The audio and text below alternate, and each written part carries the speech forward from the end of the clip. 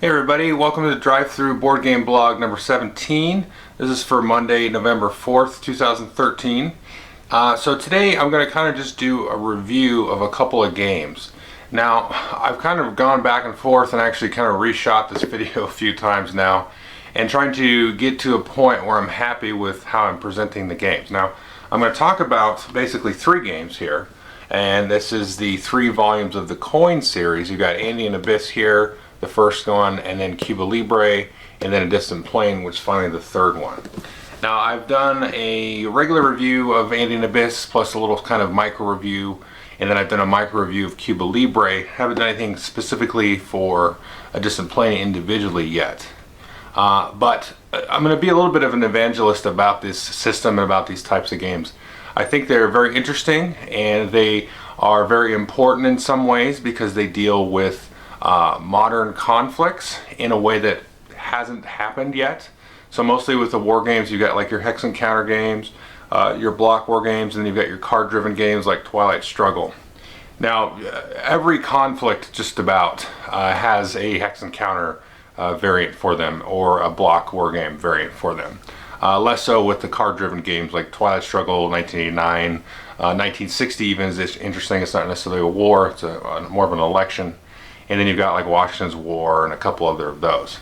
But those treatments, especially the hex and counter and the block games, don't necessarily, or probably won't necessarily work for more modern conflict. Now, the earliest of these is Cuba Libre, which is in the late 50s, and it's in Cuba. Castro and some other folks have an insurgency against Batista and his corrupt government, who's kind of partnered with the mafia.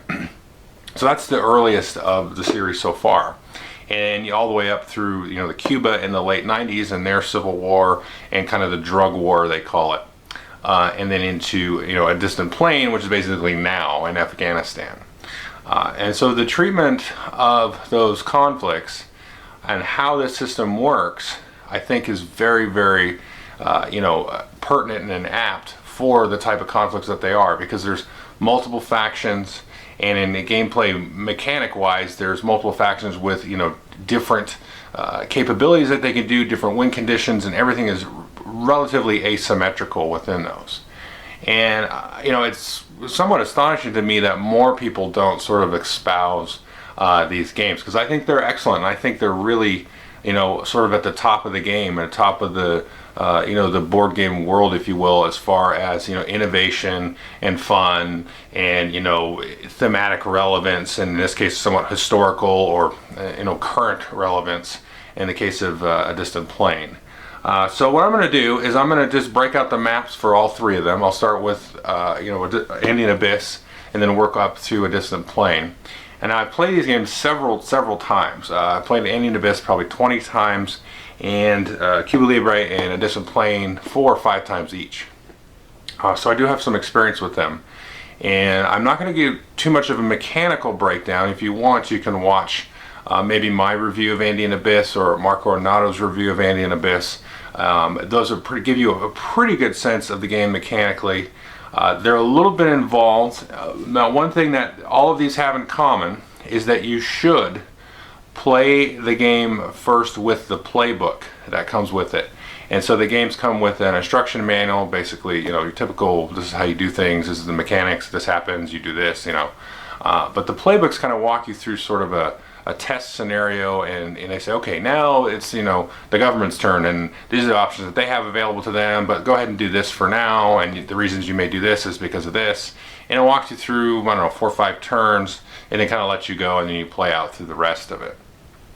So I would say you really need to play these games the first time like that, just because there's a lot to sort of absorb. They're not too complex mechanically, and that kind of will depend on, I think, on your background. So if you're kind of a Eurogamer sliding into war games, they are going to seem complex and maybe fiddly, even though I don't think they're fiddly at all. But if you're sort of a traditional war gamer and stuff, I think you could be able to get into it. But the system is so unique that I think it is a little bit hard to penetrate at first.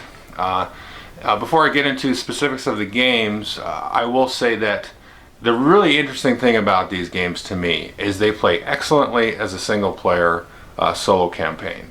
They play excellently as a two-player game, and I think that's even overlooked or not as promoted as it could be by the publisher and the designer, because they are excellent two-player games. They are excellent two-player games. But where they really shine is at a four-player game. Now, I have played none of these with three, and I think that they will play with three just fine. Basically, with three, you can do it a couple of different ways, but basically you have one of the factions kind of controlled by AI, by flowcharts. And that's probably not as exciting to most people. It's not that exciting to me. I do use the flowcharts when I play them solo, and they work fine. And once you get into it, you can just, you almost play it by feel, because you know what's going to happen. You know what the flowcharts are after you play through it several times. But let me jump in now to the maps, and I will touch on some of these, how they play differently with the different player counts, and how the different asymmetrical factions behave, because there is sort of a consistent theme across them. In all of them you have sort of a government faction, which is your counterinsurgency, which is where the coin comes from, counterinsurgency. And then you usually have three insurgent factions, or you'd call them terrorist factions or criminal elements, or insurgents, because necessarily Castro's insurgency, I don't want to step into politics, but they weren't necessarily terrorists. They were just, communists trying to, overthrow their country. So, I mean, I guess that's a terrorist approach. But, if you want to look at it that way, then the United States, rebellion was a terrorist rebellion in some senses back in 1775, even though I think they were in the right. But I just live here, So let me jump into that, and then I'll talk about sort of the theme and the consistent sort of idea across some of the different factions. Like, you've got sort of like a drug dealer faction almost through each game, and you've got a government faction and all that stuff. But there are very, impactful and sometimes nuanced differences between each of those sort of archetypes in the three games. So let's go ahead and jump into them. So here we have sort of our baseline. This is the map here for Andean Abyss. This is a map of Colombia. And this kind of represents what I think is sort of like a baseline, a map or approach that happens with this country here. So you've got a lot of city centers here, and these are high population values here.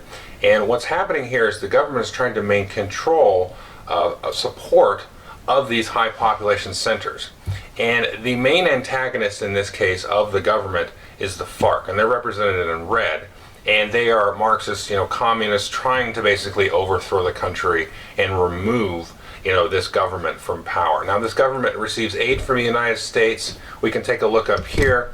We have some elections that are going to happen up here. This is going to sort of change a little bit of the landscape and the makeup of what's going on the board here. But so your main, especially early on, is going to be FARC, communists, versus the the entrenched government of Colombia. Now, early on, you're going to see a lot of conflict, or you can see a lot of conflict in this sort of central population area here. Sort of the FARC coming out of the woodwork in certain areas to overthrow and gain control of some of these high population centers. Now, the other sort of drug dealer or criminal element in this game is the cartels. And that, if you are familiar with this history, is led by Pablo Escobar, was sort of a famous drug dealer.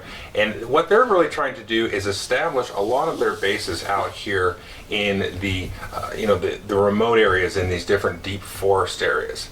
And their win condition, as opposed to the government and FARC, which need to kind of maintain popular support, is just to get out a bunch of bases and then start producing a bunch of resources. So they're kind of trying to, at least in the terms of the game, gain control over the country, through their corruption, through their money, and sort of, basically bribing and controlling all the different elements, through their power structure, which is based on, selling cocaine and whatever else out of the country.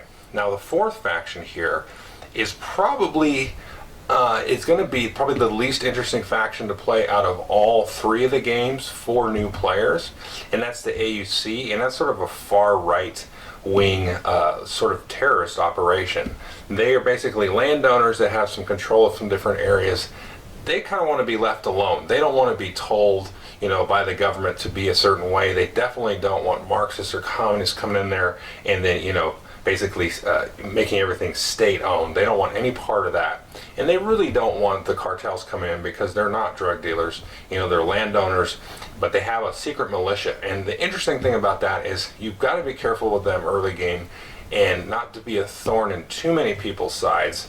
But you can partner with the government, especially early on, to keep that FARC off balance, because thematically and historically, they really didn't like the FARC the least or the most. They didn't want the FARC, and they'd be less happy with the FARC as opposed to the government or the cartels even controlling. So you can really be a thorn in people's side and just make surgical, what I would call sort of traditional terrorist attacks that really aren't going to accomplish anything other than basically to tick that team off and keep them off balance and keep them in sort of a state of fear and instability.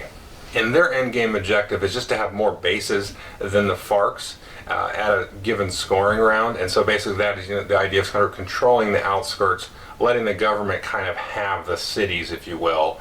And it's sort of a traditional kind of thing, because like in our country, the United States, you have your big cities, and those tend to be a little bit more receptive to government activities. And you get out here in the boonies, like where I live in Idaho, and they really don't want to be left alone, but they're happy to exist peacefully, with sort of a centralized government idea. So that's kind of the idea of what's happening here, and the different activities that you're going to do, the different capabilities that each of these asymmetrical sides gets, definitely lends itself to that idea thematically, historically, realistically, of, the areas of the map they want to control. Now, lending itself to my hypothesis that this is more of what we think of a traditional country are these lines of communication here. And these are the economic stronghold of the government. So every scoring round, the government's going to get a lot of resources based on not having these lines of control sabotaged. So normally they'll get 30 resources per round, unless the FARC or even somebody else comes in here and then sabotages these lines, and they're going to get a reduced amount of resources every round. So that would be similar to like our country or a country in Europe, where you kind of need your highways and your economics and your marketplace and your commerce happening in the country to provide resources for the main government. So that's the Andean Abyss game. So here we've got the Cuba Libre map, and as you can see, it's much smaller than the Andean Abyss map. Actually, most of the game tracks actually take up more room than the actual physical map on the board. Now, the first thing you're going to notice is there's no lines of communication here. There's three, basically, economic centers here. And so these are what the government needs to control, again, to generate resources every scoring round. And you've got three cities here. You've got Havana, here's the capital, Camagüey, and Santiago de Cuba there. And because it's so small and there's only three resource centers here, these are going to actually be really contested, because if you lock out all three of these, and the government's not going to get any resources. Now, they will get aid from the United States, again in this case, as a resource, but that's going to go down, because you can see this track here is the United States aid is going to basically become more reluctant and really dissipate throughout the game. Now, obviously the Batista government is trying to maintain control of this, and you have cooperating with them to a large degree the syndicate, which is the mafia. And there is much more symbiosis between the government and the syndicate here than there is between the government and the AUC in Andean Abyss. Now, basically what's going to happen here is the syndicate is acting similar to the cartels in that they're basically a criminal organization, not necessarily a political organization. And they're trying to open up casinos and generate money, and their victory condition is similar, that they need a certain number of open casinos and a certain number of resources to win the game. Now, one interesting element of that is they have cash here, which can be generated by the casinos, and that cash can actually be used to sort of upgrade the abilities that you use here, which is an interesting type of thing. But the government will actually act as a protection against having the syndicate forces removed from the board. So if some other of these other guerrilla insurgent factions tries to attack them, if there's any police or cubes there, then they'll actually block and sort of protect the syndicate forces there. Now, similar to the government in Andean Abyss, you're trying to maintain support, especially in these large population centers if you're the government. And then we have down here the 26th of July forces, which is Castro's regime.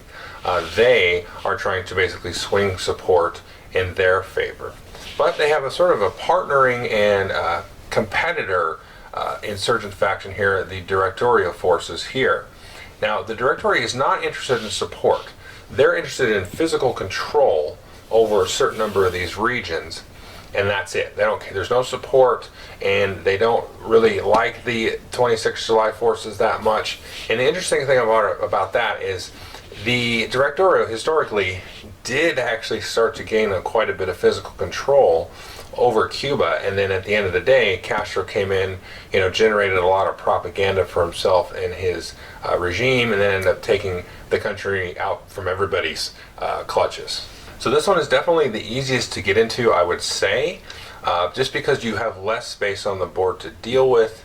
You have a little bit more cooperation, which maybe would be paradoxically a little bit harder for players to get into, because the tendency is not to necessarily cooperate because you want to win the game, but you really want to have some cooperation between the government and the syndicate to get off the ground. Of course, at the end of the game, that alliance is going to break down as one or the other tries to break for victory. Now, it does seem to me, if we look down here at the insurgent capabilities here, that these tendencies seem to be a little bit more important in this game than Andean Abyss, because sometimes you can take an event and you do the event or you do some operations, and you may forego some of the long-term bonus capabilities that you would get that'll sort of beef you up in lieu of doing an immediate action. It seems to me in this game you definitely want to favor sort of these long-term strategic options versus some of the sort of tactical reactive type things that happen here. But this one's definitely interesting to get into because I think it's just a smaller board. It's easier to get into, but I still think the strategy is going to be obtuse, for new players, and probably equal to the other games, except for a distant plane, which is probably the most difficult to penetrate out of all of these. So now let's take a look at a distant plane. So finally we have a distant plane, and this is a map of modern day Afghanistan. So in terms of the map, the first thing we're going to notice here, as you can see here, we have our lines of communication again, but there's basically kind of one threaded line here. And in the middle here, you've got your sort of remote mountainous areas that are so, well known in Afghanistan. You'll also notice we basically have one main city here, and this is Kabul. This is the capital city. And interestingly enough, this is in play a little bit more. It is mentioned in sort of Andean Abyss, some of the bordering countries, but here we've got Pakistan here. And we've got an Islamabad track here, and this is sort of how much Pakistan is going to help the Taliban, because the Taliban is very much exists in both spots. So if we're over here on the sponsorship side, then it makes it much easier to rally Taliban forces here and also to march them into these bordering states here. So in a way, the idea of aid or external aid has been moved to one of the insurgents, and opposed to in Andean Abyss, where the United States government is helping, trying to prop up the government, and in the same in Cuba, the United States government is providing aid there. Now this is indirect aid, and this is sort of a tenuous, sort of volatile track here, and there's sort of a hidden battle here for the sort of hearts and minds of the government of Pakistan into seeing how effective the Taliban can be in retaking the country here. Now in this case of the game, there's actually only two insurgent factions. We've got the Taliban, which we've talked about, and they are trying to basically get sort of a control here, exert their Sharia law, get some bases out, similar to the FARC, if you will, and in Abyss. And you've also got the warlords, which are in green. Now the warlords are sort of the criminal factions. They're sort of your mafia or your cartels. And they want to generate some money, basically provided by the opium trade. but they really want the country in chaos. They're not necessarily trying to get a bunch of bases out. They're trying to have the country be uncontrolled. So, the government and the coalition and the Taliban, they want to have control over different regions. But the warlords don't want anybody to have any control. They want to remain sort of unique in their little individual tribes in the different areas. And then, like I said, also have enough money to sort of support and feed that money back into the localities here. So in some ways, they kind of remind me sort of a cross between the AUC and the cartels.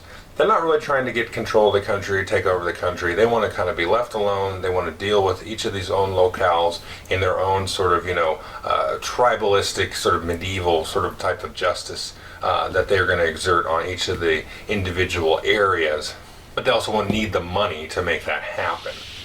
So those are sort of two insurgent factions, and then in this case we only have two, but we now have two coin factions. And this is interesting because they actually share the same resource pool.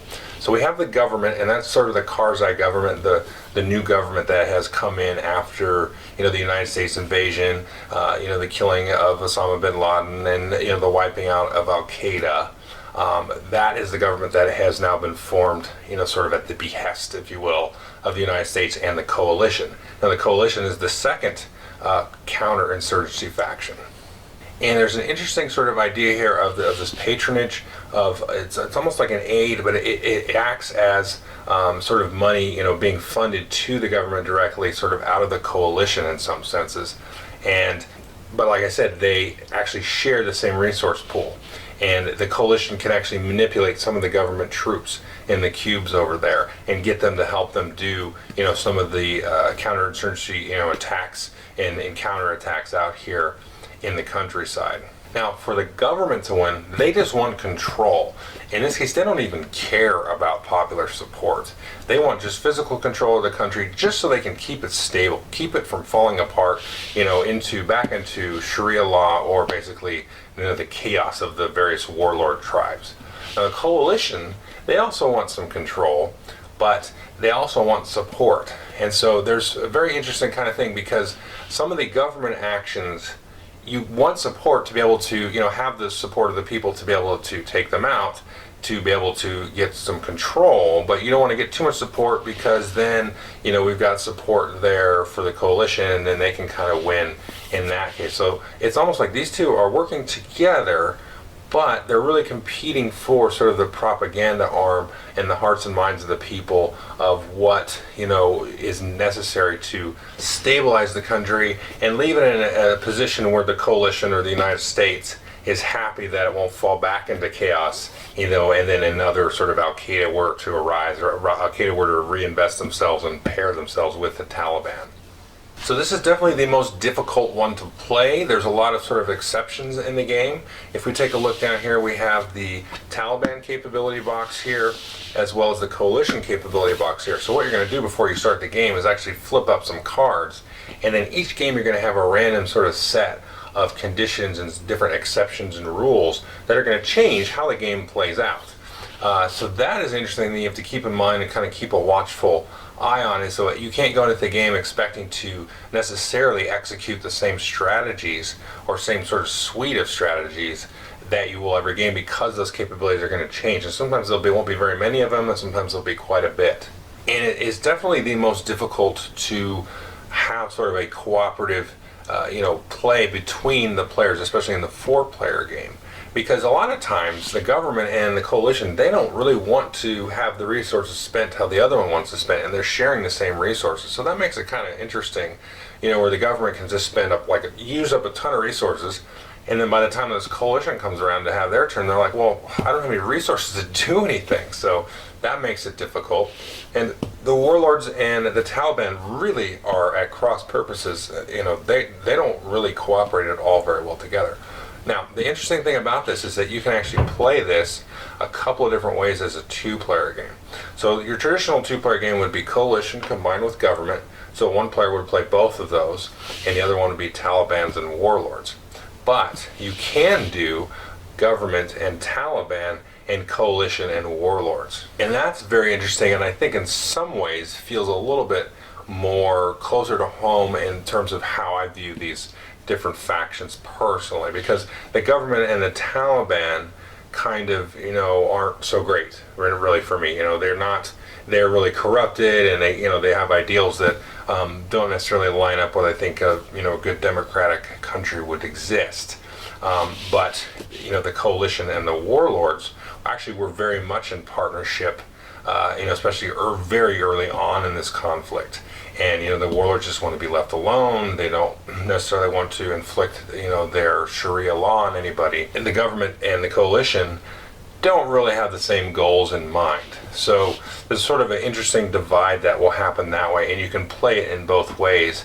And really, it's a totally different game when you play it each way. And I really like how they've mixed it up, because in Cuba Libre you have the government and the syndicate working together, trying to maintain a sort of a wealth and popular support in the centralized areas, and then you have the two insurgents attacking them. So that makes a lot of straightforward sense. And then in the first one you have the government and the AUC trying to basically weed out the strong arms of the cartel, the evil criminal empire, and then communism. So there's a lot of interesting sort of themes and political archetypes and things that play across all of these different games. But let's go back to my talking head there, and I'll kind of wrap up with my final thoughts. Okay, I hope that gave you some kind of a brief sense of how the system can be applied to these different theaters, and just a little touch of the nuances that can happen that change from this basic formula across the three different games. Because like I said, you have the three criminal elements, the cartels, the mafia, and the warlords. You've got your sort of main counterinsurgency factions of the FARC, the communists, and then the Castro communists, and then the Taliban in Afghanistan. And I think these games are, like I said at the beginning, kind of undersold, because they're not really a war game for sure. Now, they're about conflict, they're about war or civil war, and they're almost, they're not really a Euro game either, but they probably fall more into the Euro game camp in some ways, because it's more about area control. It's more of an economic kind of resource thing happening. You have sort of an interesting order of operations that is constricted by how the cards are dealt out. You have events that you can take versus operations that you can take. But I think, these are kind of flying under the radar, I feel like, still. Not a lot of folks are really looking at the system in these games, and I think that is kind of a disservice to, what these games accomplish, at least for me. I think they accomplish quite a bit. Just, a couple of things here. Like I said at the beginning, they play excellent with 1, 2, and 4, and they're, have not played any of them with 3. I don't have a desire to. But they play excellent as a single-player game. Now, as a single-player game, they kind of play in the same vein of sort of a States of Siege game.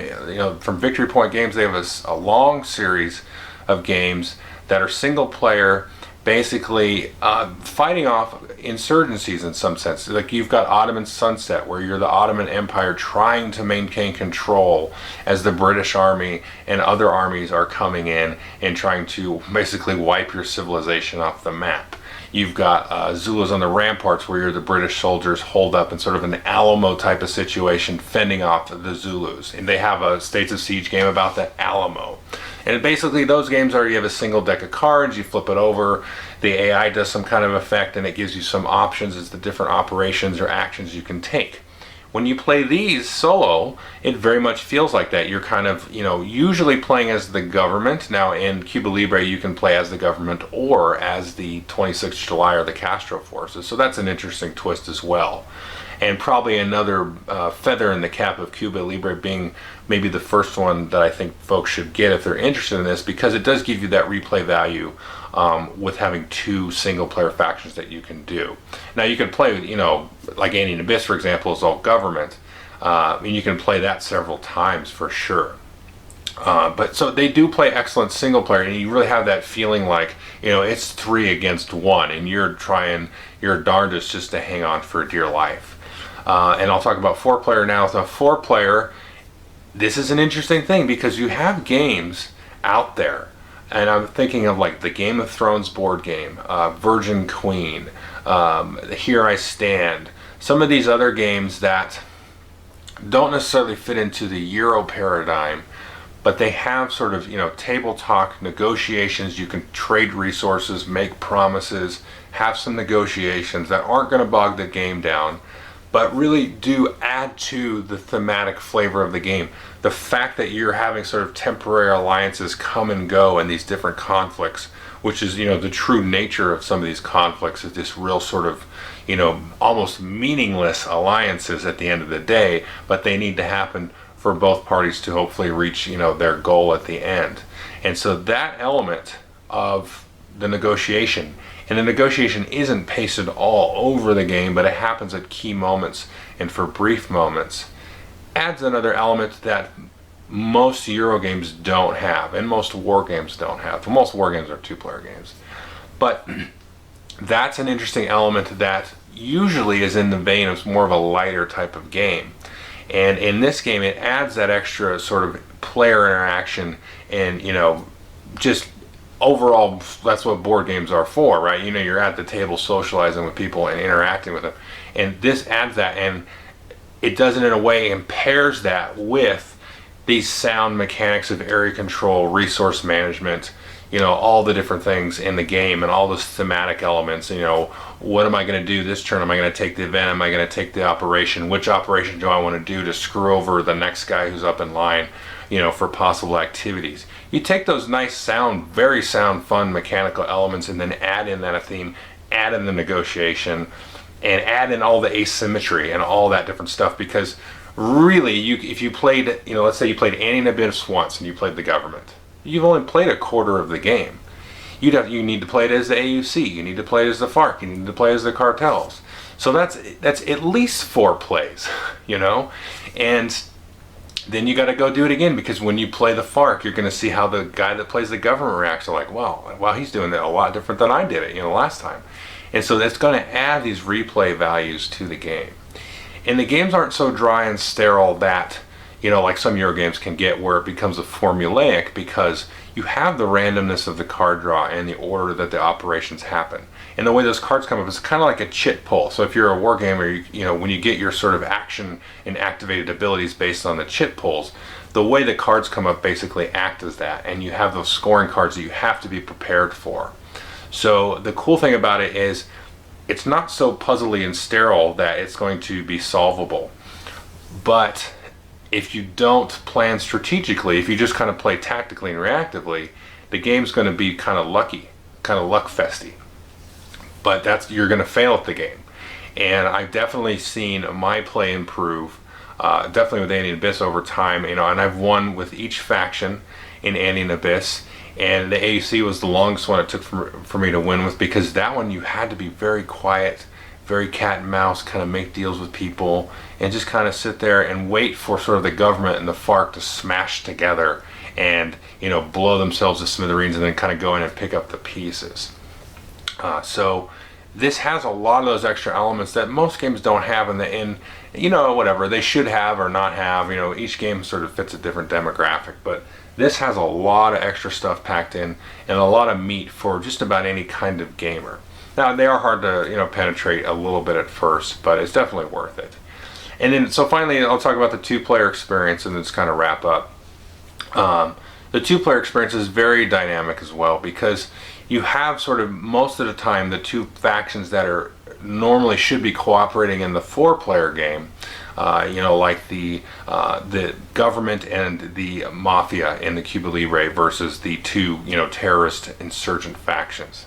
And so you can't trade resources with yourself, between the 2 factions, but you can get some interesting card combinations that can happen where, okay, I'm going to do this thing as the government, and I'm going to pass on this syndicate or mafia one, because I'm going to let the government go again on that other card. And so you can kind of combo up, and I've seen it to where you can chain up and kind of run 2 or 3 cards in a row, and then set yourself up very effectively. And as you know the cards and you kind of know where the key locations are on the board, and sort of the current state of where all the different troops and guerrillas are, that it's very, very much a rewarding thing. And it's cool because you have to have both sides win too, so you need to kind of sway your balance between both sides as you're playing the game. And then, like I said, within distant plane, you can kind of switch off and switch up those combos of the two different types of two-player games that you can use.